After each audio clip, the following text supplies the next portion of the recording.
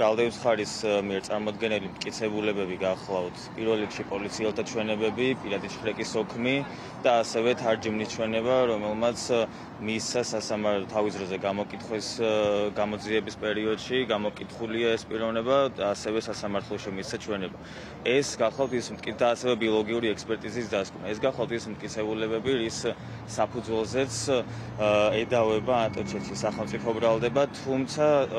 საქმეში არ მოიპოვება რაიმე სახის ნეიტრალური მტკიცებულება, პირველ რიგში საუბარი არის ვიდეო ჩანაწერზე და ასევე ნეიტრალური პირის დასწრებაზე. მაშინ, როდესაც საგამოძიებო ორგანოს ობიექტურად შეეძლო, როგორც პირადი შრეკის მიმდინარეობისას, ასევე პირადი შრეკის დასრულების შემდგომ 50 დღის განმავლობაში მოეპოვებინა ან ვიდეო ჩანაწერი, ან თვითმხილველი რომელიმე პიროვნება, ვინც დაადასტურებდა პირადი შრეკის სანდოობას, რაც არ გააკეთეს, უბრალოდ ვერ გააკეთეს გამომდინარე იქიდან, რომ არ არსებობს ვიდეო ჩანაწერი და არ არსებობს ნეიტრალური პირი, რომელიც დაადასტურებს ჩემ დაცვის ყოფის შემხებლობას რომელიმე ნარკოტიკულ ნივთიერებას. იმედი გვაქვს, რომ სასამართლო მიიღებს ერთადერთ სწორ და სამართლიან გადაწყვეტილებას,